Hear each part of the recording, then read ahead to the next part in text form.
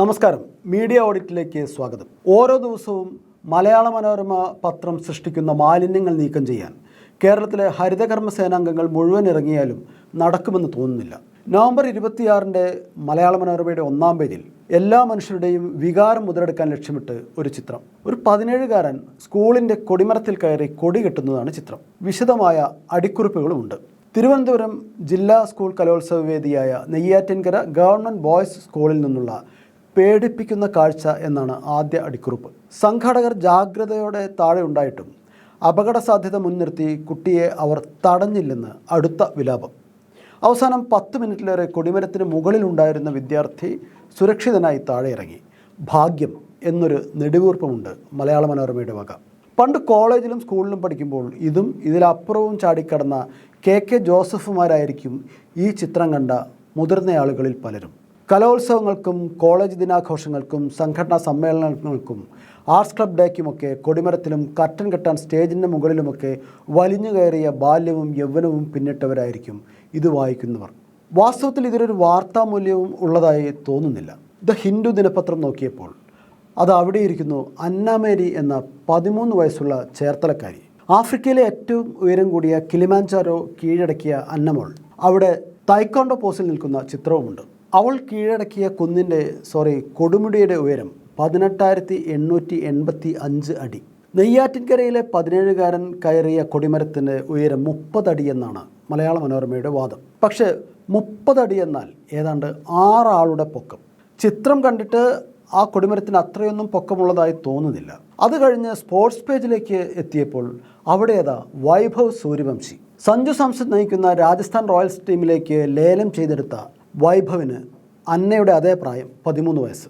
മലയാള മനോരമ അത്ഭുത ബാലൻ എന്നാണ് വൈഭവിനെ വിശേഷിപ്പിച്ചത്.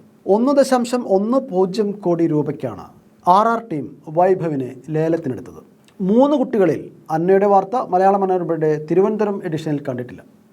നമ്മളെക്കാൾ കുട്ടികൾ എത്രയോ ഉയരത്തിലാണെന്ന് മനോരമയ്ക്ക് അറിയാഞ്ഞിട്ടല്ല.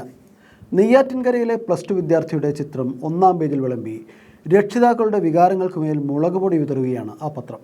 ഒരു വിദ്യാർത്ഥി ഉയരത്തിൽ കയറുമ്പോഴുള്ള അപകട സാധ്യതയെ കുറച്ചു കാണുകയല്ല, അപകട സാധ്യതയെക്കുറിച്ച് ജനങ്ങളെ ജാഗ്രതപ്പെടുത്തണമെന്നുമല്ല ആ പത്രത്തിൻ്റെ ലക്ഷ്യം. ഇങ്ങനെയൊരു കാര്യം പർവ്വതീകരിച്ച് 1-ാം പേജിൽ കൊടുത്ത മനോരമയുടെ താല്പര്യത്തെയാണ് വിമർശന വിധേയമാക്കേണ്ടത്. കേരളത്തിൽ കാര്യങ്ങളെല്ലാം അലങ്കോലമാണെന്ന് സ്ഥാപിക്കണം. മനുഷ്യന് ജീവിക്കാൻ പറ്റാത്ത ഒരു നാടാണ് കേരളമെന്ന വലതുപക്ഷ പൈങ്കിളിവാദം വായനക്കാരിൽ ഉറപ്പിക്കണം. അതുകൊണ്ടാണ് തൊഴിലിലും വിദ്യാഭ്യാസത്തിലും പുതിയ അവസരങ്ങൾ തേടി മിടുക്കന്മാരായ യുവാക്കൾ മറ്റു രാജ്യങ്ങളിലേക്ക് പോകുന്നതിൽ കേരളീയ പൊതുബോധം നീറിപ്പുകയുന്നത്. അത്തരമൊരു മാനസികാവസ്ഥയിലേക്ക് മലയാളികളെ നയിക്കുന്നതിൽ വലതുപക്ഷ മാധ്യമങ്ങൾക്ക് സുപ്രധാന പങ്കുണ്ട്. ഒരു കാര്യവും നേരാംവണ്ണം നടക്കരുതെന്ന വാശിയുള്ള VD സതീശൻ്റെ കൊസ്തേപ്പ് ബുദ്ധിയിലേക്ക് മലയാളികളെല്ലാം മാറണമെന്ന നിർബന്ധ ബുദ്ധിയുണ്ട് മലയാള മനോരമയ്ക്ക്. അതിൻ്റെ തുടർച്ചയാണ് ഇതും. ഇടതുപക്ഷ വിരുദ്ധ ജ്വരം സൃഷ്ടിക്കാൻ ലക്ഷ്യമിട്ടുള്ള സൂക്ഷ്മതലത്തിലുള്ള വലതുപക്ഷത്തിൻ്റെ രാഷ്ട്രീയ പ്രയോഗത്തിൽ UDF നേതാക്കളെക്കാൾ വൈദഗ്ധ്യം മനോരമയ്ക്കുണ്ടെന്ന് ആ പത്രം കാലങ്ങളായി തെളിയിച്ചുകൊണ്ടിരിക്കുന്നു. VD സതീശൻ്റെയും കേരളത്തിലെ UDF നേതാക്കളുടെയും വികസന വിരുദ്ധതയ്ക്ക് കൂട്ടുനിൽക്കുന്ന മലയാള മനോരമയടക്കമുള്ള വലതുപക്ഷ മാധ്യമങ്ങൾ കേരളത്തെ ഏത് നൂറ്റാണ്ടിലേക്കാണ് പിറകോട്ട് വലിക്കുന്നത്? അക്കാര്യം സമീപകാല സംഭവങ്ങൾ വ്യക്തമാക്കി തരുന്നുണ്ട്. സതീശൻ്റെയും UDF നേതാക്കളുടെയും ജൽപ്പനം കേട്ട് മിണ്ടാതിരുന്നെങ്കിൽ കേരളത്തിൽ നെടുനീളത്തിൽ പണി പൂർത്തിയായിക്കൊണ്ടിരിക്കുന്ന ദേശീയപാതയുടെ സ്ഥലമെടുപ്പ് നടക്കില്ലായിരുന്നു. ഗെയിൽ പൈപ്പ് ലൈനും കൊച്ചി ഇടമൺ പവർ ഹൈവേയും സാധ്യമാകില്ലായിരുന്നു. കോട്ടയത്തെ റബ്ബർ മരത്തിൻ്റെ ചില്ലകൾ ഒടിഞ്ഞു പോകുമെന്ന് ഭയന്ന് ഉമ്മൻചാണ്ടി മുഖ്യമന്ത്രിയായിരിക്കെ മാറ്റിവെച്ച പദ്ധതികൾ എത്രയോയുണ്ട്. കേരളത്തിൻ്റെ വികസന പുണ്യവാളനായി മലയാള മനോരമ കൊണ്ടാടുന്ന ഉമ്മൻചാണ്ടി ഒരിക്കൽ പറഞ്ഞ ഈ വാചകമൊന്ന് കേൾക്കൂ. ഇനിയൊരു 15 കൊല്ലം കൂടെ കഴിഞ്ഞാലും ഈ ചേർത്തല കഴക്കൂട്ടം റീച്ചിൻ്റെ സ്ഥലം മുഴുവൻ കിട്ടി പണി ആരംഭിക്കാൻ പറ്റുമെന്ന് സംശയം. ഇനി 15 വർഷം ശ്രമിച്ചാലും ദേശീയപാതയുടെ ചേർത്തല കഴക്കൂട്ടം റീച്ച് പൂർത്തിയാക്കാൻ കഴിയില്ലെന്ന് ഉമ്മൻചാണ്ടി അർത്ഥശങ്കയ്ക്കിടയില്ലാത്ത വിധം വ്യക്തമാക്കുന്നതാണ് നമ്മൾ കണ്ടത്. എന്നാൽ ഇന്ന് ആ റൂട്ടിലൂടെ വാഹനത്തിൽ കടന്നു പോകുന്നവർക്ക് കാണാം പിണറായി വിജയൻ നയിക്കുന്ന LDF സർക്കാരിൻ്റെ നിശ്ചയദാർഢ്യം. ഇതേ പത്രത്തിൻ്റെ ഓൺലൈനിൽ ചേലക്കര ഉപതെരഞ്ഞെടുപ്പിൽ LDF സ്ഥാനാർത്ഥി UR പ്രദീപ് വിജയിച്ചപ്പോൾ നടത്തിയ ഒരു വിശകലനം ഒന്ന് വായിച്ചു നോക്കാം.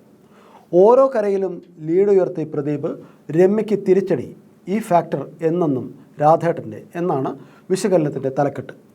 കഴിഞ്ഞ 28 വർഷത്തെ ഇടതു ചരിത്രം ചേലക്കരയിൽ ആവർത്തിച്ചു. LDFിൻ്റെ ശക്തി കേന്ദ്രമായി ചേലക്കര വീണ്ടും എന്നൊക്കെ പറഞ്ഞ് പെട്ടെന്ന് ആ പത്രം ഇടതുവിരുദ്ധതയുടെ വിശ്വരൂപം കൊണ്ട് പറയുന്നത് കേൾക്കൂ.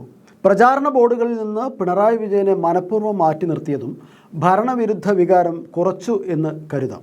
ഭരണവിരുദ്ധ വികാരം ശക്തമാണെന്നും അത് മുതലെടുത്ത് ചേലക്കരയിൽ UDF സ്ഥാനാർത്ഥി രമ്യ ഹരിദാസ് ജയിക്കുമെന്നും അവകാശപ്പെട്ട മലയാള മനോരമയുടെ രാഷ്ട്രീയ യജമാനന്മാരായ UDF നേതാക്കൾക്ക് കനത്ത തോൽവിയെ ന്യായീകരിക്കാനുള്ള വിദ്യയാണ് ഇതുവഴി പറഞ്ഞു കൊടുക്കുന്നത്. അതായത് പോസ്റ്ററുകളിൽ മുഖ്യമന്ത്രി പിണറായി വിജയനെ ബോധപൂർവം മാറ്റിയെന്ന് സ്ഥാപിക്കാൻ ആ പത്രം ശ്രമിക്കുന്നു. പ്രചാരണത്തിൻ്റെ തുടക്കത്തിൽ മണ്ഡലം കൺവെൻഷൻ ഉദ്ഘാടനം ചെയ്തത് മുഖ്യമന്ത്രി പിണറായി വിജയനാണ്. പിന്നെ 2 ദിവസങ്ങളിലായി ആയിരക്കണക്കിന് ആളുകൾ പങ്കെടുത്ത 6 പൊതുയോഗങ്ങളിൽ ഇതേ മുഖ്യമന്ത്രി പിണറായി വിജയൻ സ്ഥാനാർത്ഥി UR പ്രദീപിന് വേണ്ടി വോട്ട് അഭ്യർത്ഥിച്ചു. ഇതിനായി തയ്യാറാക്കിയ പ്രചാരണ ബോർഡുകളിലെല്ലാം പിണറായി വിജയൻ്റെ ചിത്രങ്ങളുണ്ട്. സമ്മേളന വേദികളിലും തെരുവുകളിലുമൊക്കെ പിണറായിയുടെ ചിത്രങ്ങളുള്ള പോസ്റ്ററുകളും ബോർഡുകളും സ്ഥാപിച്ചിരുന്നു. അല്ലെങ്കിലും ബോർഡുകളിൽ സ്ഥാനാർത്ഥിക്കൊപ്പമുള്ള ചിത്രം കണ്ടിട്ട് വേണമല്ലോ കേരള മന്ത്രിസഭയെ നയിക്കുന്നത് പിണറായി വിജയനാണെന്ന് ജനങ്ങൾക്ക് ബോധ്യമാകാൻ. പിണറായി വിജയനോട് കാലാകാലമായി തുടരുന്ന പക ഒരു തെരഞ്ഞെടുപ്പ് വിജയത്തിൻ്റെ വാർത്തയിൽ നിന്ന് പോലും മറച്ചുവെക്കാൻ കഴിയാത്ത വിധം സൈക്കോപാത്ത് മനോഭാവമുള്ളവരായിപ്പോയി മനോരമയുടെ ലേഖകർ. അതിൻ്റെ വായനക്കാരോട് സഹതാപം മാത്രം. ചേലക്കരയിലെ ഉപതെരഞ്ഞെടുപ്പ് പ്രചാരണത്തിൽ നിന്ന് ചേലക്കര മുൻ നിയമസഭാംഗവും നിലവിൽ ആലത്തൂരിൽ നിന്നുള്ള ലോക്സഭാംഗവുമായ K രാധാകൃഷ്ണൻ വിട്ടുനിന്നു എന്നായിരുന്നു ചില മാധ്യമങ്ങളുടെ മറ്റൊരു വെടി. മീഡിയ 1 ചാനലിൻ്റെ വാർത്ത ഇങ്ങനെയാണ്: രാധാകൃഷ്ണൻ സജീവമല്ലെന്ന് പരാതി എന്നത് പോരാഞ്ഞിട്ട് രാധാകൃഷ്ണനെതിരെ പരാതിയുമായി UR പ്രദീപ് എന്നുവരെ വാർത്ത പടയ്ക്കാൻ ആ മൗദൂദി ചാനൽ തയ്യാറായി. കുറ്റം പറയരുതല്ലോ, മീഡിയ 1 അല്ല, റിപ്പോർട്ടർ ചാനലാണ് ഈ വാർത്ത ആദ്യം പുറത്തുവിട്ടത്. തെളിവായി പറഞ്ഞ ഏക കാര്യം, സ്ഥാനാർത്ഥിയെ പ്രഖ്യാപിച്ച ശേഷം ചേലക്കരയിൽ നടന്ന റോഡ് ഷോയിൽ രാധാകൃഷ്ണൻ ബോധപൂർവം പങ്കെടുത്തില്ല എന്ന്. തിരുവനന്തപുരത്ത് നടന്ന CPIM സംസ്ഥാന സെക്രട്ടേറിയറ്റിൽ പോയി എന്നതാണ് രാധാകൃഷ്ണൻ ചെയ്ത ഏക കുറ്റം. അതിനു മുമ്പും ശേഷവും K രാധാകൃഷ്ണൻ തന്നെയാണ് CPIMൻ്റെ പ്രചാരണത്തിൻ്റെ മുൻപന്തിയിലുണ്ടായിരുന്നത്. തിരുവനന്തപുരത്ത് യോഗത്തിന് പോയ K രാധാകൃഷ്ണൻ എങ്ങനെയാണ് ചേലക്കരയിൽ റോഡ് ഷോയിൽ പങ്കെടുക്കുക എന്ന് ഈ ചാനൽ പണ്ഡിതരോട് ചോദ്യം ചോദിച്ചാൽ ഉത്തരം ലഭിക്കില്ല. റോഡ് ഷോയിൽ നിന്ന് വിട്ടുനിന്ന സ്ഥാനാർത്ഥിയോ ഏതെങ്കിലും പ്രവർത്തകരോ LDFിലോ പാർട്ടിയിലോ പരാതിപ്പെട്ടിട്ടുമില്ല. പിന്നെ എന്താണ് ഇങ്ങനെയൊരു വാർത്തയുടെ അടിസ്ഥാനം? എന്തടിസ്ഥാനം? CPIMനെതിരെ പാച്ചക്കള്ളം പാചകം ചെയ്തെടുക്കുക തന്നെയാണ് റിപ്പോർട്ടിൻ്റെയും മീഡിയ 1ൻ്റെയും ഒക്കെ അവതാര ദൗത്യം. രാധാകൃഷ്ണനെ അറിയുന്ന ആരും അങ്ങനെ ഒരു വാർത്ത നൽകില്ല. രാധാകൃഷ്ണനെ അറിയുന്ന ആരും അങ്ങനെയൊരു വാർത്ത വിശ്വസിക്കുകയുമില്ല. വാർത്താലേഖകർക്ക് വധഭീഷണി ഉണ്ടാവുക കേരളത്തിൽ അപൂർവമാണ്. ഏഷ്യാനെറ്റിലെ പ്രമുഖയും ഇപ്പോൾ പോക്സോ കേസിൽ പ്രതിയുമായ സിന്ധു സൂര്യകുമാറിനെ ഓഫീസ് വിട്ട് പുറത്തിറങ്ങിയാൽ ബലാത്സംഗം ചെയ്യും എന്ന് ഭീഷണിപ്പെടുത്തിയിരുന്നു ചിലർ പണ്ട്. BJPക്കെതിരെ എന്തോ വാർത്ത നൽകിയതിൻ്റെ പേരിലായിരുന്നു ബലാത്സംഗ ഭീഷണി. ഭീഷണിപ്പെടുത്തിയയാളെ പിന്നെ പോലീസ് അറസ്റ്റ് ചെയ്ത് ജയിലിലടച്ചു. അയാൾ പിന്നെ മോചിതനായപ്പോൾ BJPക്കാർ വീരോചിത വരവേൽപ്പ് നൽകി. അന്ന് സിന്ധു സൂര്യകുമാറിന് പ്രതിരോധം തീർത്തത് സമൂഹമാധ്യമങ്ങളിലും പുറത്തുമുള്ള ഇടതുപക്ഷ പ്രൊഫൈലുകളായിരുന്നു. BJP ക്രിമിനലുകളോട് അന്നത്തെ ആ ഭയമുള്ളത് കൊണ്ടാണോ അതോ ഏഷ്യാനെറ്റ് മുതലാളി BJP നേതാവായതുകൊണ്ടാണോ എന്നറിയില്ല, സിന്ധു സൂര്യകുമാർ പിന്നെ അധികമൊന്നും BJPയെ വിമർശിച്ചിട്ടില്ല. എന്നാൽ കേരളത്തിൽ ആദ്യമായി ഒരു മാധ്യമപ്രവർത്തകനെതിരെ വധഭീഷണി ഉയർന്നിരിക്കുന്നു. റിപ്പോർട്ടറിലെ റോഷിപാൽ എന്ന ലേഖകനെതിരെയാണ് ഭീഷണി. ചുമ്മാതുള്ള ഭീഷണിയൊന്നുമല്ല, കൈപ്പാങ്ങിന് കിട്ടിയാൽ തീർത്തു കളയുമെന്നാണ് ആഹ്വാനം. നിസാർ കുമ്പല എന്ന കോൺഗ്രസ് സൈബർ പോരാളിയാണ് റോഷിപാലിനെ ഭീഷണിപ്പെടുത്തിയത്. പാലക്കാട് ഉപതെരഞ്ഞെടുപ്പിലെ കോൺഗ്രസ് SDPI ഡീൽ വാർത്തയാക്കിയതാണ് നിസാർ കുമ്പലയെ പ്രകോപിപ്പിച്ചത്. ഇങ്ങനെയൊരു സംഭവം ഉണ്ടായിട്ടും കേരളത്തിലെ മാധ്യമപ്രവർത്തകർ എന്താണ് ചെയ്തത്?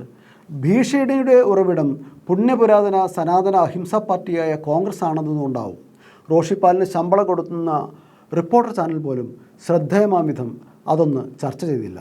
ചേവായൂർ ബാങ്ക് തെരഞ്ഞെടുപ്പിൽ വിമതരായി മത്സരിച്ച കോൺഗ്രസ് നേതാക്കളെ തരം കെട്ടിയാൽ തട്ടിക്കളയുമെന്ന് KPCC പ്രസിഡന്റ് K സുധാകരൻ തൻ്റെ ക്രിമിനൽ ഭൂതകാലത്തെ സാക്ഷിയായി രോഗപീഠകൾ അലട്ടുന്ന ഈ വാർദ്ധക്യത്തിൽ പോലും ഭീഷണിപ്പെടുത്തിയിട്ടും അതൊരു ചെറിയ വാർത്തയായി പോലും കൊടുക്കാൻ തയ്യാറാത്തവരാണ് നമ്മുടെ മാധ്യമങ്ങൾ. KPCC പ്രസിഡന്റ് K സുധാകരൻ കോൺഗ്രസ്സുകാരെ കൊല്ലുമെന്ന് പറഞ്ഞാൽ അത് കോൺഗ്രസ്സുകാർ തമ്മിലുള്ള എന്തോ ഒരു കാര്യം നമ്മൾ എന്തിന് ഇടപെടണം എന്ന് പറഞ്ഞ് വേണമെങ്കിൽ മാധ്യമപ്രവർത്തകർക്ക് മാറി നിൽക്കാം. പക്ഷേ പ്രധാനപ്പെട്ട ഒരു കോൺഗ്രസ് സൈബർ പോരാളി ഒരു മാധ്യമപ്രവർത്തകനെ കൊല്ലുമെന്നാണ് ഭീഷണിപ്പെടുത്തിയിരിക്കുന്നത്. KUWJ എന്ന പത്രപ്രവർത്തകരുടെ സംഘടന ഒരു പ്രസ്താവന ഇറക്കി പതിവ് പോലെ വഴിപാട് തീർത്തു, അത്രമാത്രം. പക്ഷേ ഇത്തരമൊരു പിഴവ് CPIM പ്രവർത്തകർ ആരെങ്കിലും ഒരാൾ ചെയ്തിട്ടുണ്ടെങ്കിൽ ആരൊക്കെ മറുപടി പറയേണ്ടി വന്നേനെ? CPIM ഇടുക്കി ജില്ലാ സെക്രട്ടറിയായിരിക്കെ MM മണി പണ്ട് നടത്തിയ ഒരു പ്രസംഗം കൊലവിളിയാണെന്നാരോപിച്ച് അദ്ദേഹത്തെ കുരിശിൽ കയറ്റിയ മാധ്യമങ്ങൾ സ്വന്തം സഹപ്രവർത്തകരെ കൊലപ്പെടുത്തിയാൽ പോലും അത് അഹിംസാവാദികളുടെ സനാതന കൊലപാതകം എന്ന് ആശ്വസിക്കുകയുള്ളൂ. അത്രയൊക്കെയുള്ളൂ ഇവർ. കുനിയാൻ പറഞ്ഞാൽ മുട്ടിലെഴുതുന്ന മാധ്യമങ്ങൾ. ഈ ലക്കം മീഡിയ ഓഡിറ്റ് ഇവിടെ അവസാനിക്കുന്നു. ഇനി അടുത്തയാഴ്ച കാണാം. ബൈ.